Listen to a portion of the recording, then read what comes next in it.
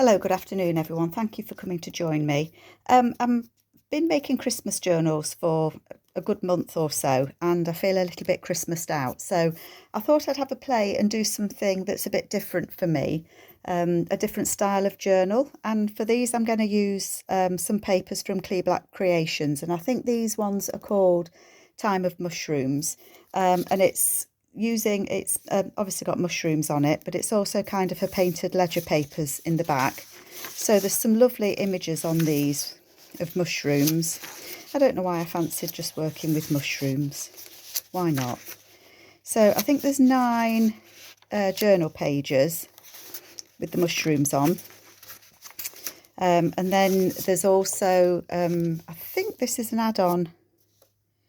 Yeah, it's the ephemera that goes with it. So there's some tags and some journaling cards. Oh, upside down.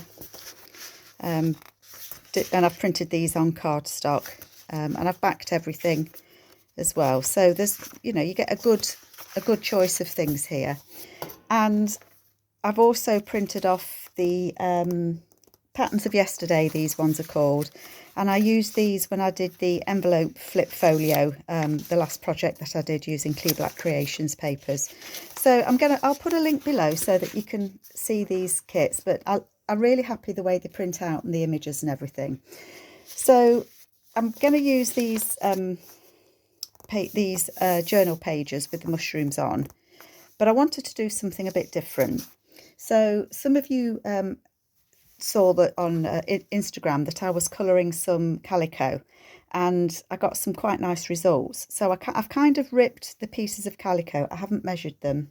You're going to ask me what sizes they are, aren't you? And I've got no idea, and I don't even know where my ruler is. Catastrophe has struck. Oh, it's right. Those pesky gnomes that live on my desk. So I've torn them. I didn't cut them, I tore them roughly. So that's about 10 inches by about 6.5, but they are all slightly different, as happens when you tear fabric. So this was just cheap calico cotton, and all that I've done is soaked it in coffee, and then when it's wet, I've scrunched it up so that it's like that. And then you just leave it to air dry on a tray or something, and just leave it. And when you do, you get some fantastic patterns. You've got to be patient because it does take a couple of days to dry because the material's all scrunched up. So it does take a while, so be patient. But I think it's really worth it because I don't know if you can see these marks on here. You can spray them as well while they're wet with inks and things. So I got a really good range of different. That was my iron. I ironed the fabric because I wanted it to be smoothish, and I got a pattern from the base of my iron on it as well, which I thought looked, I've got eco paper without the mess of eco paper. I can't do eco paper. I just get myself in such a mess. I haven't got anywhere that I can boil them up. I haven't got a pan I can use, an old pan. These ones are slightly smaller. So as I say, I tried very hard when I tore it to get 2 that would roughly match the same size, because these are what I want to make some covers out of. I've got some odd pieces that were left at the end of it that I just carried on tea dyeing. Look at that. Isn't that lovely? So yeah, so I've done quite a few, and this one is, I think you call it tone on tone, where it's cream fabric, but it's got a cream print of flower on it as well, which shows up much better when you've tea dyed it, look. So I've done those as well. So I've got quite a few of those. So once they'd dried, and I'd ironed them, only because I wanted, you don't have to iron them, but they were really, really crunched up. I've ended up with 2 that are roughly, and I mean roughly, the same size. And these are what I'm going to use to make the cover for the journal that I want to make. And I think these might be a little bit bigger. Yeah, that one came out 10.5 by 6.5, 7. They're not quite the same. You can see it's a bit bigger there and a bit shorter there. But I really like the pattern that I got on this. So my idea is I've got 2 of them that I'm going to use as a cover for a book, for a journal. And what I want to do is I've got a few paper bags. And I see a lot of people making paper bag journals, and I thought I quite like them. Something a bit different that I've not done. And I think what I want to do is use some paper bags as well as journal pages. Does that make sense? In my head, this makes perfect sense. So, for example, I don't particularly want to necessarily use the bags, all of them as bags. I want to use them as journal pages. So this one, when I've folded it in half, I don't think I want to have this one as a pocket, you know, as a pocket, but I might. I'm undecided, but I don't want them all to be. So the thing that I would be doing is make this into a cover, and then just for argument's sake, I've got a few bags here that are just, they've been laying around. I don't use this size bags very often. I've got a glassine bag just there. So just different bags. This one somebody sent me, this bag, and it's got a window there, so I thought that might look pretty, but I'd have to cut that if I wanted to use it as a tuck, and I think I would use that because it's got the lovely window on it. I've got papers with mushrooms on. I wanted to use CD cases, but I think they're just going to be too big. They stick out too far past the fabric that I'm doing. I didn't think about it beforehand, you see. But my friend Amy from Crafty Cat has a kit of CD cases where you don't actually need a CD case. You can print them, cut the hole out and use them, and they would fit much better. So I think I might use some of those, a couple of those. She's got lots of different designs in them, so I think that's what I'm going to do. What else have I got? I've got a white one. I might use that one as a tuck. You see, I just don't know. I don't know. Another one with a pattern on. I've got a couple of seed type envelopes there, and I was kind of thinking I could hinge them two together somehow. I'm sure it'll work out, and they could go in.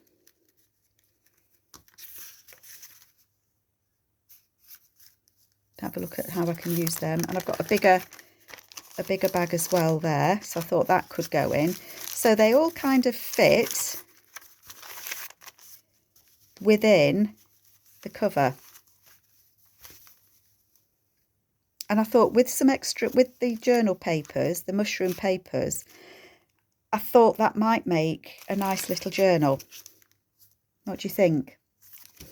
I've also got one of these time cards, and I think this is from my friend Laura at the Papered Soul, and I thought if I folded that, it could go in, kind of thinking on my feet really. Well, it's not often I can manage it, I know.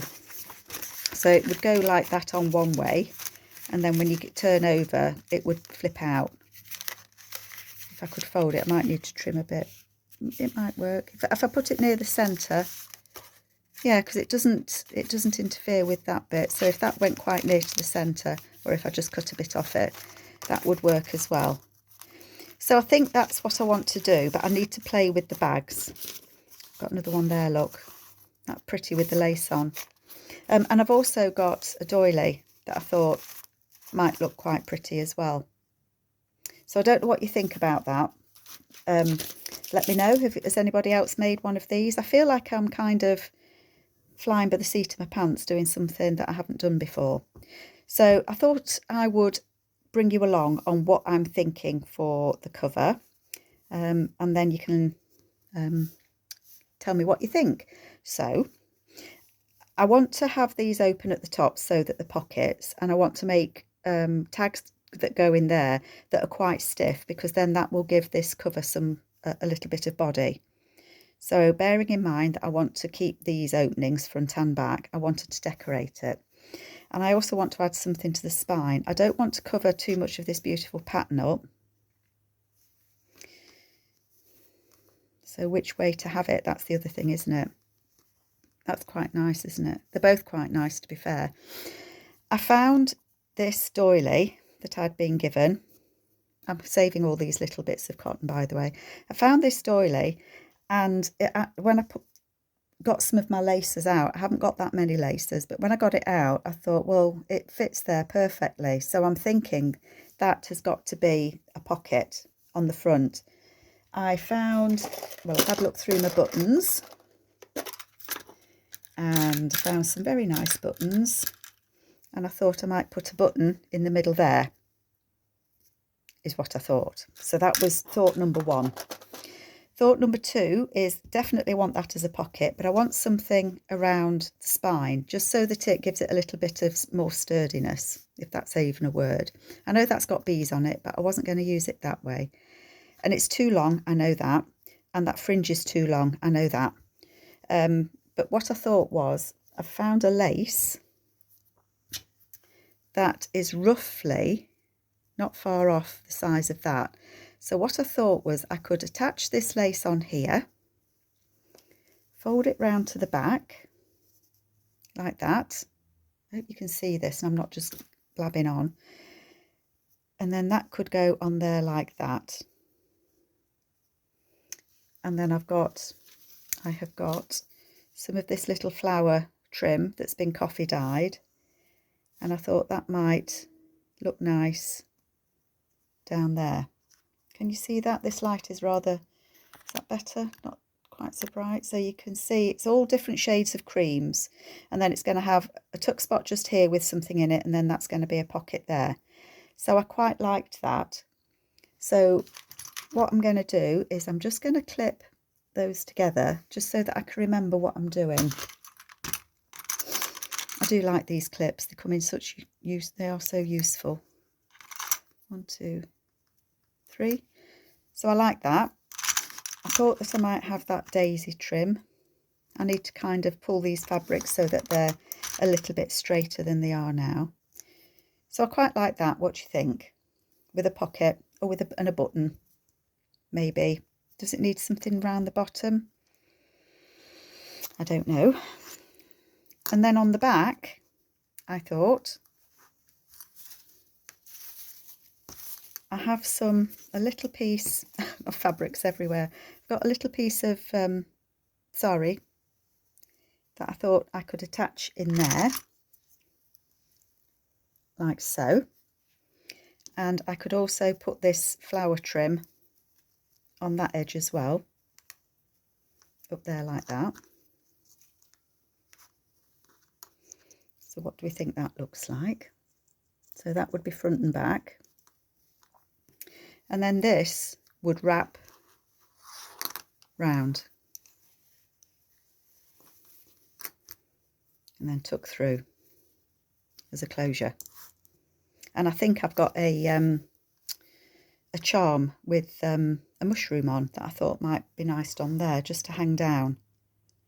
So I think that's what I'm going to do for the cover. I've gone quiet because I'm thinking about it. I wish you could tell me and say, yay, Carol, that'll look really nice. But I think by the time you've got a journaling card in here and you've got one in there, it's not going to be floppy like it is now. It'll hold its shape. And I do like that. I'm just wondering if I do need something across the bottom there. But I don't want to put too much on. I want these to stay as like feathery, but not as long as that. Could put that on so that it just covers at the bottom, couldn't I? Yeah, maybe. I don't want to cover this up, you see. And I haven't got an awful lot of choice of things. See that I can't separate that from there because that's really, somebody sent me this and I've never used it because it's got this great big attached bit on it. Maybe I could shove that underneath there. Oh, isn't it hard trying to decide what you want to do? So if I put that there,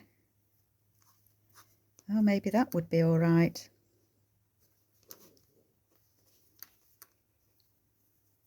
Maybe it would. Although it hangs a lot lower then, doesn't it, than the... Yeah, that hangs an awful lot lower then. And if I put it too far up, it'll interfere with this being a pocket, because I'm thinking it's going to be hard enough. No, so that's not going to work. That ain't going to work. Okay, so that's what I'm thinking I'm going to do. When I come back, I'll have made a final decision on what I'm going to do, and I'll have made the cover, and hopefully I'll have put the pages and papers together so that you can see what I'm doing. But as I say, I'm happy. You know, I'm going to put one of these in the front, in the pocket, one of these papers, not necessarily that one. And I think that'll just tie it all in with all the different colours, the browns and the creams. So bear with me, folks, and I will be back in the next video and you can see what I've finally decided. Thank you so much for coming. Any comments below, you know, I really do appreciate your thoughts. They'll probably be too late because I'll have cracked on and done it, but I do appreciate your contribution anyway. So take care, folks, and I'll see you in the next one. Bye.